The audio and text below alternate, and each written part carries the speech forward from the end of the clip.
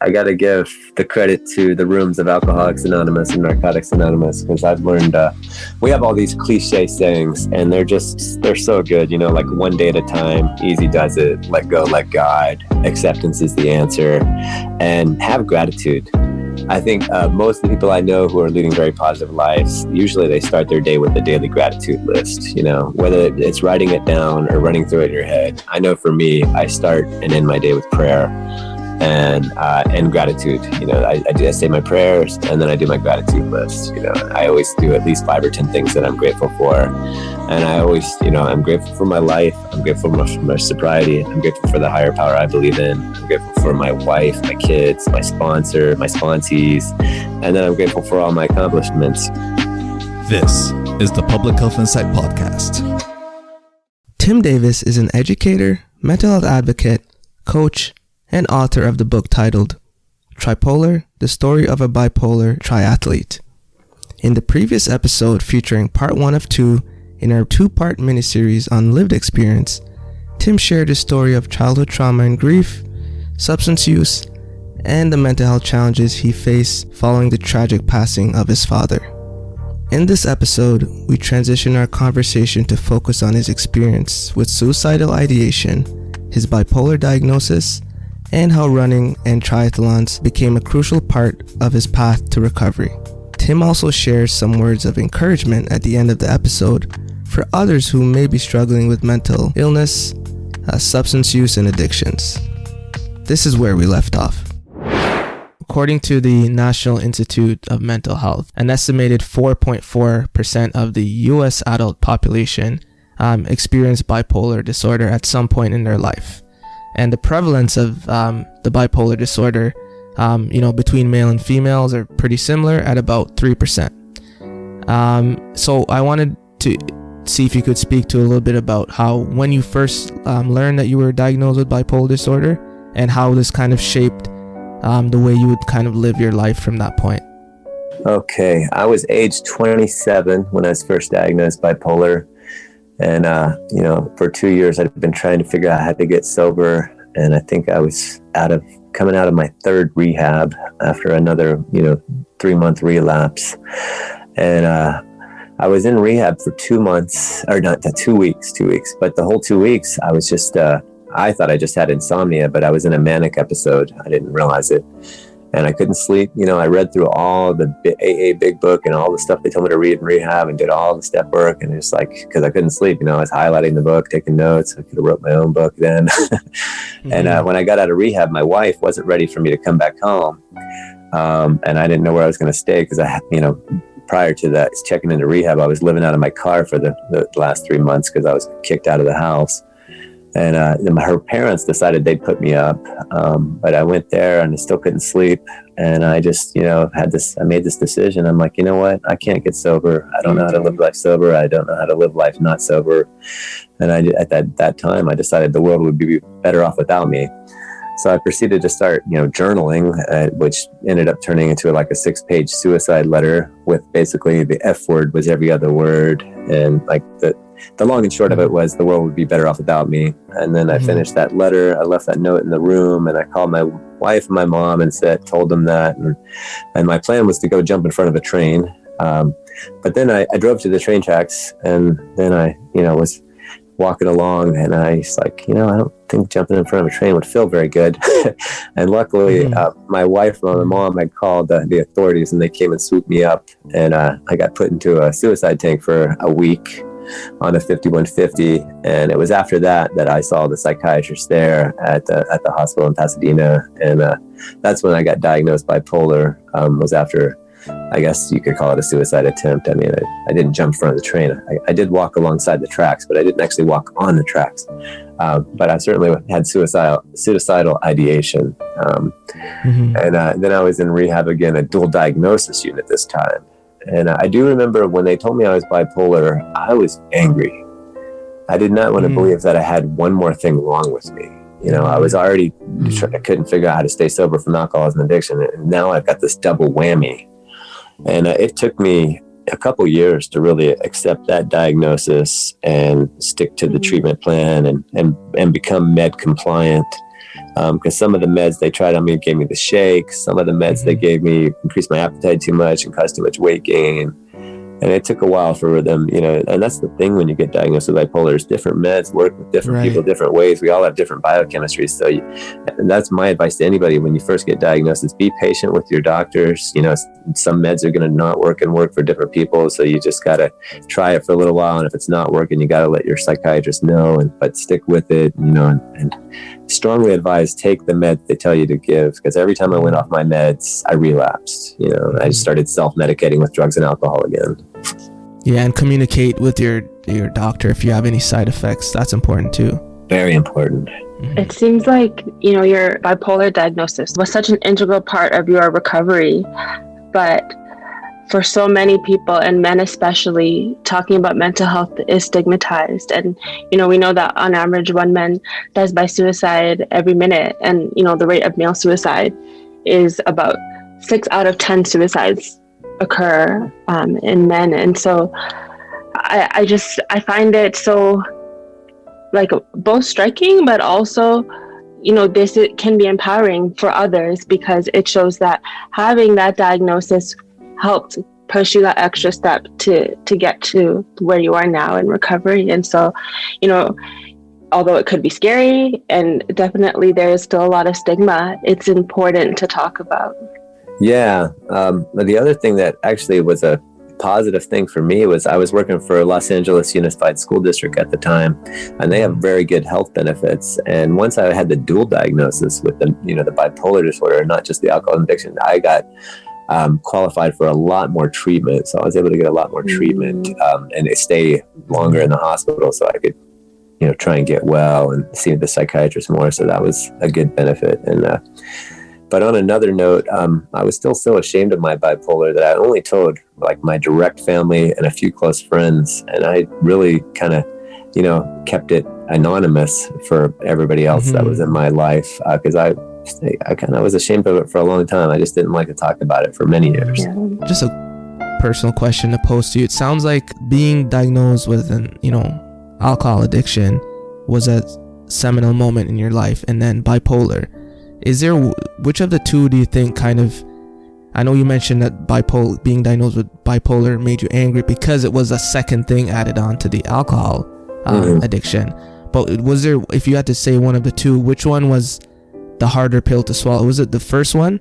Or it sounds like bipolar, you kind of took matters in your own hand, and you mentioned having benefits through your employer, and you were able to seek help. So I don't know if you could speak to those two defining moments of your life, maybe compare and contrast how it affected you. Okay, yeah, that's a very good question. Thanks for asking that. I would say with the alcoholism and the addiction, I kind of always knew that the way I drank and used was not right. And, I tried various ways of my own methods to try and either cut back or kind of control and enjoy my drinking and using. And I continued to fail after time.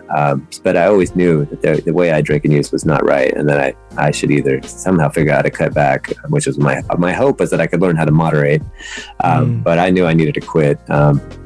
And then with the bipolar, it was a much harder pill to swallow, because I didn't know much about mental health, and I was very angry when I got first diagnosed. I did not want to believe it. So that was definitely the harder one to accept for me. Right. And it's almost like from reading the book too, it's like you almost felt that at any time, whether it was true or false, that you could control the alcohol part if you wanted to. And now you get diagnosed with bipolar. It's like it's not something you can control. Yeah, so exactly. It seems like that was things were becoming increasingly more out of your control with that diagnosis. Yes. And that was very hard. So thanks for sharing your story. We touched on kind of all those experiences that brought you to where you are now. And, those experiences define who you are today. But I wanted to touch on chapter 18, when you started talking about your triathlons, which you're very passionate about. So in adults aged 18 to 64, we know that physical activity includes leisure time, physical activity such as walking, dancing, gardening, hiking, you name it. And the World Health Organization recommends that we should be getting at least 150 minutes of moderate intensity aerobic physical activity throughout the week. And, you know, you have people like you, Tim, who, you know, triathlon's not on the list, but somehow you're in the world of competing and participating in these triathlons. So how do we get from your earliest experiences with your, you know, father tragically dying to participating in triathlons? Wow. To go from my father dying to triathlons, that was a long journey. I went through high school playing football, basketball, running track, and I enjoyed running track. I ran the 1 mile and 2 mile, and I was a distance runner. And then in college, when I was trying to control and enjoy my drinking, I started running the marathon every year. I ran the LA Marathon for 3 years, freshman, sophomore, junior year. My senior year, I was drinking and partying too much to train and commit to it. And then after college, you know, for a couple of years, I got out of, you know, doing that. And then we had kids. And when I first got sober at age 25, 26, I did a couple sprint and Olympic distance triathlons while I was, you know, in some periods of sobriety. But then I had a second kid and just, you know, my disease, I got into some dark years for a few more years. And then when I finally got sober, I got sober in 2004, and I stayed sober for 3 years and 2 months. And during that time, I started running a few half marathons, ran a couple marathons, but I was really overweight. I was probably around 230 for most of that period. And so I was running much slower.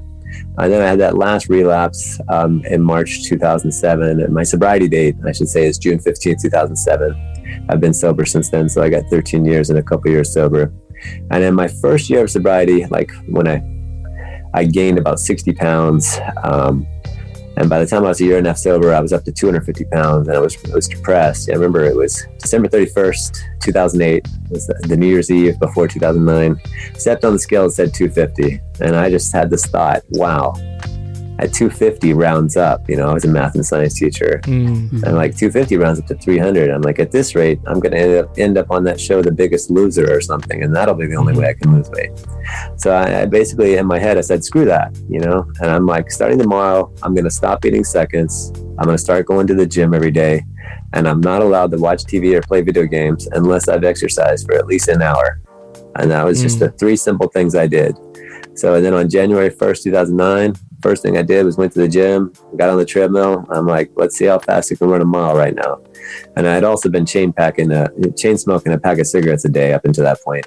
And it took me 12 minutes to run a mile. And I was like, man, this really sucks, you know, because in high school I ran a sub 5 minute mile, you know, and I'm like, wow, 7 minutes, you know. And so that was my goal. It's like, you know what, I'm just going to keep running a mile every day. And eventually, you know, the weight will come off and I'll be able to get faster again. And then I started running 2 and 3 miles a day and just slowly progressed. And on 6 months later, I was running a half marathon again. And I was back down to 6 minute miles. You know, I was already 35 years old, so I wasn't worried about trying to run a sub 5 minute mile again. But I did get down, you know, in 6 months, I lost 60 pounds. And then I had this weird injury. I had this hip protrusion. I don't know. I went to see a couple different specialists. Nobody could quite diagnose it. But basically, in my right hip, it just felt like there was, I don't know, like a giant railroad spike in it. Every time I tried to run, it just hurt really bad. And I couldn't get an accurate diagnosis until one doctor finally said, you know, what we think happened is you just lost so much weight so fast that your body's kind of out of whack. And it's just trying to realign itself. So for like 2 or 3 months, I couldn't run, but I could swim and bike. So I just started cross training, and I was like swimming and biking every day. And then my body kind of recalibrated and I could start running again. And I was like, hey, I should try a triathlon again, you know, because it had been several years since 2000 when it was 2009. And I went out and did this Hanson Dam triathlon here in LA County. And, you know, I went out there with a mountain bike and basketball shorts and this old beat up helmet. And I wasn't really, you know, looking like all these triathlon guys. But, you know, like, I'm just going to go out there and do it. You know, I ended up getting 16th in my age division, which I thought was amazing for somebody who was just planning to finish. And I was like, wow, you know, if I actually, you know, kind of, you know, really train and get some of the better gear that these guys got, you know, the aero helmet and a real carbon fiber Cervelo bike and some other things, I could do this much faster, you know.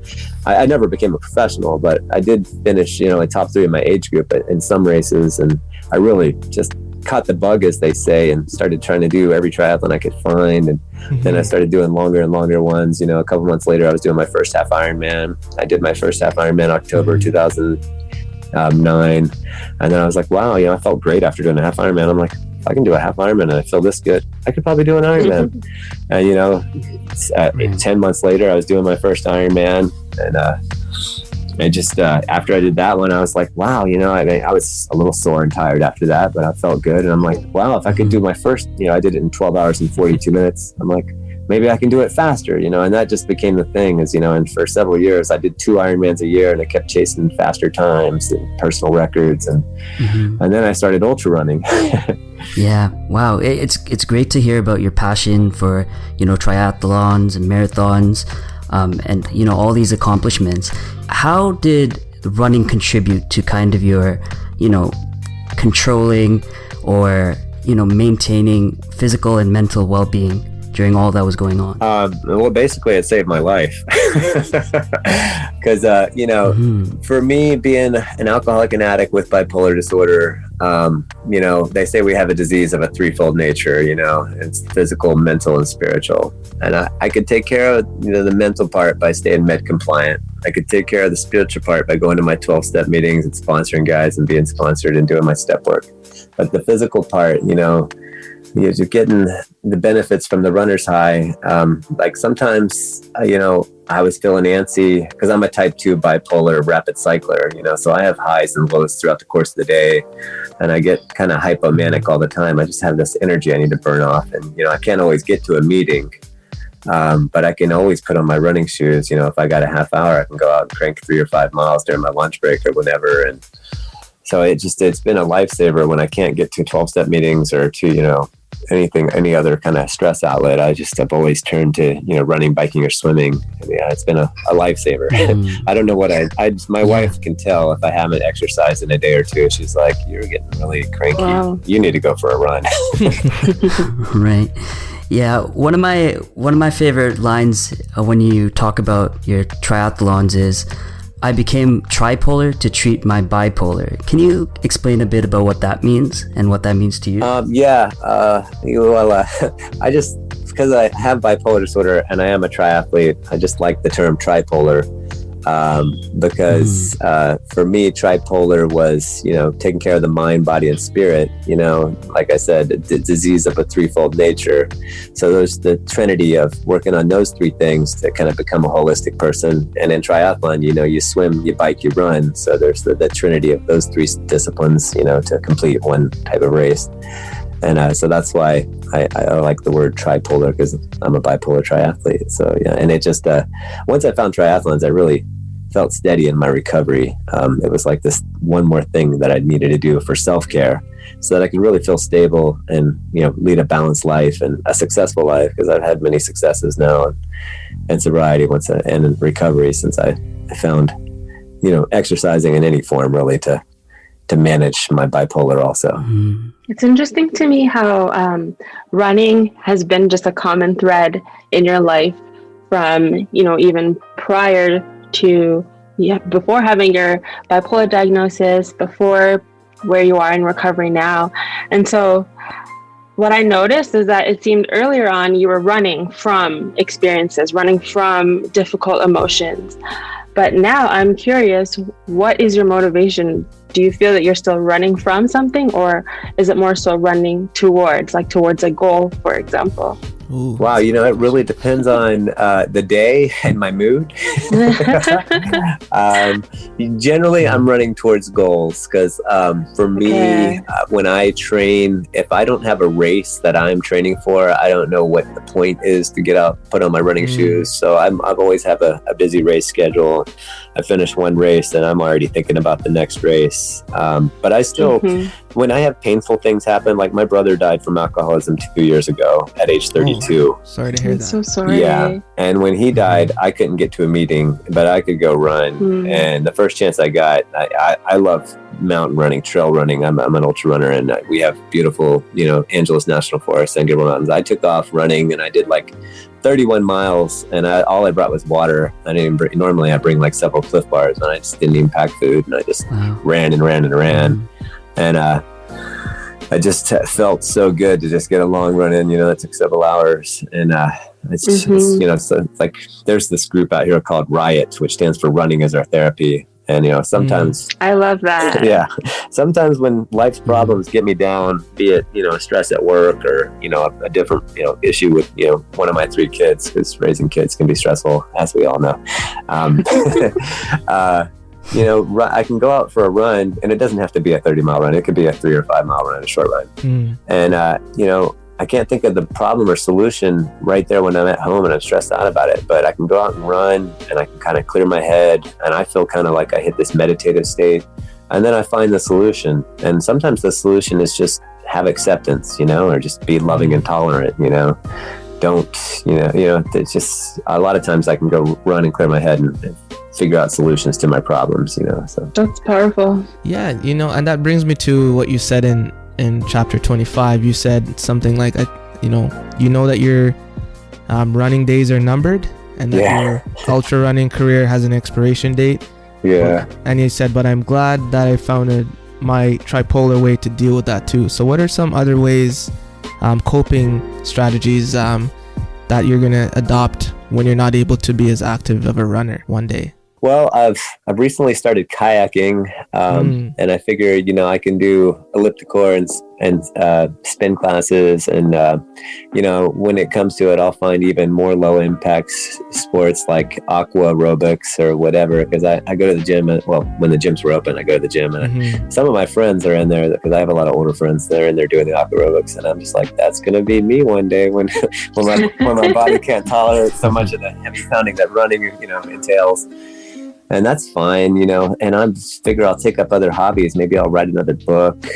I've started meditating more recently with another 12-step fellowship I'm going to. They highly recommend meditation. So I like sitting still for 5 or 10 minutes a day. Meditation is a practice, and I have a hard time sitting still. But if I can commit to 10 minutes, as this program suggests, I'm doing pretty good.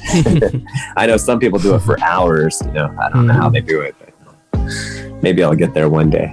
Just on hearing other ways that you're finding to help stay or to help maintain your recovery, I wonder what you would say to someone who perhaps wants to try to implement something new. Maybe they want to get into exercise, or want to get into running or another activity that you've mentioned, but they're just struggling with that first hurdle of just beginning. What could you say to kind of speak into that, and how to perhaps encourage somebody who could benefit? All right. Well, in the words of Bill Murray from the movie What About Bob, I would strongly suggest baby steps. If you guys haven't seen that movie, you should check it out. It's really funny, with Bill Murray and Richard Dreyfuss. Richard Dreyfuss is the therapist, and Bill Murray is kind of the patient, but it ends up having a role reversal. But yeah, baby steps. Sorry, I digressed there. And just start small, like when in 2009, I just said, I'm just going to run a mile a day until I feel like I can run more, and I wasn't even running a mile. I was like walking, half running. I couldn't run a straight mile. I had to walk a lot. So even if it's just, walking around your block or whatever the sport you choose is, just commit to starting out 5 or 10 minutes, and even just doing a few minutes is better than doing no minutes. So start out doing what you can do and just build up from there, and every few weeks add a few more minutes or a few more miles or whatever it is, and then you can progress until you find, your happy medium. Or whatever your goal is for the distance or time you want to put into whatever sport it might be or activity it is. Yeah, that's a great point, because I feel like, if you set your goal as I'm going to be able, I'm going to try to do 10 minutes of running, and if you fall short of that, then there's no point. What you're saying is just set baby steps and improve based on your kind of baseline that you've set. So that's a good way. That's a good way to approach it. So I know throughout this episode, we kind of touched on some of your experiences that have, made you into the man that you are today. But I want to give you an opportunity for final words to any words of enlightenment, positivity. We don't want it all to be about the bad things that have happened, but you can share some of the good things going on in your life, any positive messages for our listeners, and anywhere else you want to take it. The floor is yours. The floor is mine. Wow. There's so many things I can say, but more than anything, I got to give the credit to the rooms of Alcoholics Anonymous and Narcotics Anonymous, because I've learned we have all these cliche sayings, and they're so good. You know, like one day at a time, easy does it, let go, let God, acceptance is the answer, and have gratitude. I think most of the people I know who are leading very positive lives, usually they start their day with a daily gratitude list, you know, whether it's writing it down or running through it in your head. I know for me, I start and end my day with prayer and gratitude. You know, I say my prayers, and then I do my gratitude list. You know, and I always do at least 5 or 10 things that I'm grateful for. And I always, you know, I'm grateful for my life. I'm grateful for my sobriety. I'm grateful for the higher power I believe in. I'm grateful for my wife, my kids, my sponsor, my sponsees.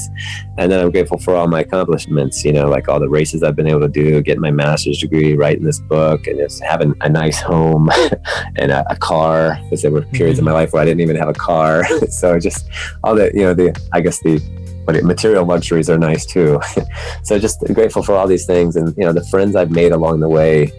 Like when I got sober, you know, I had to ditch all my old friends. There's a saying in AA, if you hang around the barbershop long enough, eventually you're going to get a haircut. So I just couldn't hang around with my friends who were still drinking or using, or I was going to end up taking a drink or a drug with them. But I've made so many amazing friends in AA and NA. The people that get sober are just, you know, that start working the steps, it changes your life. It's just, I love all my new friends, and several of them are also runners and triathletes, so we train together too. And we kind of have this saying, you know, in the AA rooms, they say what's said in the meeting stays in the meeting. And we also, when we're out there training on the trails, we're like, what's said on the trails, stay out on the trails. And a lot of times me and my running buddies, we go out there, like my friend Larry, he was going through a rough divorce, and we went through several runs together, and he just talked about it, you know, get it off his chest, and it's like free therapy out there, you know. Just that's the other thing they say, an AA meeting or an NA meeting is just anywhere where it's 2 or more gathered, you know, one alcoholic or addict talking to another, you know, about trying to make positive change and, you know, stay sober and focus on recovery and positive outcomes, you know. So that's what I would say from my experience. Awesome. And I guess more explicitly, you could just share a little bit about your book that you wrote, and the book that this whole episode is based on. So just to give you an opportunity to touch on that as well. Yeah. God, there's so many things I could say about this book. First and foremost, when I first wrote the first draft, it was an autobiography. And then I learned that nobody wants to read an autobiography from somebody who's not famous. So then I learned how to convert it into a memoir after several drafts. Right. I want to acknowledge my wife, who really helped me fine-tune the final draft and turn it into a reader-friendly page-turner kind of a book, because you guys have read the book, and I think it flows pretty well. And you know, I feel like it's something if you read the first chapter, which does start off with the tragic event of my dad's death, you know, I feel like it makes you want to learn more about what happens to this guy. And ultimately, you know, it's a hero story, you know, and it's divided into 3 parts, you know, the first part being, you know, childhood trauma and delving into addiction and alcoholism. And the second part being, you know, being diagnosed with bipolar and learning how to get sober. And then the last part, which is my favorite part, is talking about a lot of the races I've done, the Ironmans and the 100-mile runs, and you know, the other successes I've had in sobriety and recovery. And I think everybody likes a good, you know, redemption story or hero story, a comeback story, if you will, because a lot of people go through hard times, and they like to. I think we all like happy endings, right? And just share the title of the book as well. Oh yeah, the book is called Tripolar: The Story of a Bipolar Triathlete, and it's available on Amazon, Apple Books, by Barnes and Noble, several other outlets, Book Depository, Indie Books, and it's available in ebook, paperback, and audiobook. Definitely, we'll plug a link in our description for these episodes as well. Yeah, thank you so much. Yep. So thank you, Ultra Tim, for sharing your intimate experiences with us on this podcast, and I'm sure our audience will appreciate everything you've said today. Thank you so much. Yeah, I hope I can inspire some others, because that was my ultimate goal for the book, was to inspire others who might be struggling with any of these issues, to let them know, you know, if you change some things, change is possible, and you know, you can have positive things going on in your life. So I just hope I inspire others who might be struggling to get to the other side of it too. You know, I was diagnosed at age 27, but it wasn't until I wrote this book this last year, you know, at age 46, that I realized that I'm making myself vulnerable to the whole world and sharing about it. Like I did I did mention that I only told my direct family and a few close friends, but I wish I would have mentioned that it took me 19 years to really like be comfortable talking to it about, to the whole world about it. Awesome. Thank you, Tim. Thank you. We appreciate that. All right. Thank you, guys. Thank you for listening to the Public Health Insight Podcast, your go-to space for informative conversations, inspiring community action. If you enjoy our content and would like to stay up to date, follow us on Instagram, Facebook, Twitter, and LinkedIn. To learn more about our community initiatives and how you can support us, visit our website at thepublichealthinsight.com. Join the PHI community, and let's make public health viral.